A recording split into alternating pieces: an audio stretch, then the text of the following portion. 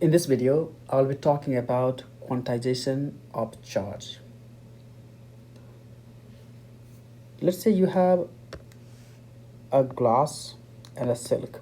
Both glass and the silk are electrically neutral. That means it does have exactly the same number of protons and electrons, and the silk also has exactly the same number of protons and electrons. So now, when we rub glass against the silk, the electrons are now transferred from the glass to the silk. So as a result, the glass becomes positively charged and the silk becomes negatively charged. So whenever we say the charge, that means the electrons transfer from one object to another object. That's how an object becomes charged. Whenever the transfer process takes place, only the positive integer or positive number of electrons transfer from the glass to the silk or from one object to another object. Now let's say, for example, hundreds or 200 electrons transfer from glass to silk. The fraction number of electrons cannot transfer from glass to the silk. What does that mean? 10 and a half electrons cannot transfer. We cannot say that the 10 and a half electrons has been transferred from glass to silk, or two-thirds of or 0.7 electrons has transferred from the glass to the silk. This is not possible. Only the integral multiples of the electrons, or integer positive integer of the electrons, can transfer from one object to the another object. The decimal numbers of electrons cannot transfer from one object to the another object, or a fraction of electrons cannot transfer from one object to another object.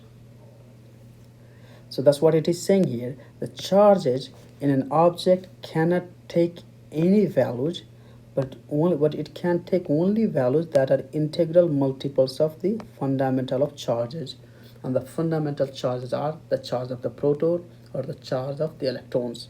So the charge in an object can take only in this form.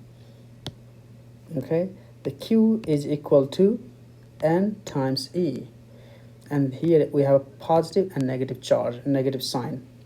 So E stands for the charge of an electron. The N stands for the integer, which can be 0, 1, 2, 3, and Q is the charge of an object.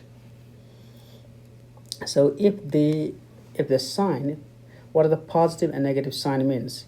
The positive sign in this equation means the object is positively charged, and the negative sign means the object is negatively charged. And again, remember, the negative charge means it does have more electrons than the protons, and the positive, if an object is positively charged, which means it does have more protons than the electrons. And again, remember, whenever we say an object is charged, that means the electrons has transferred from one object to another object, and the electrons can transfer only in the discrete number or in the positive integer. It cannot take any arbitrary values. That's why this equation is true. Q is equals to N times E. This is called the quantization of charge. Q is equal to N times E.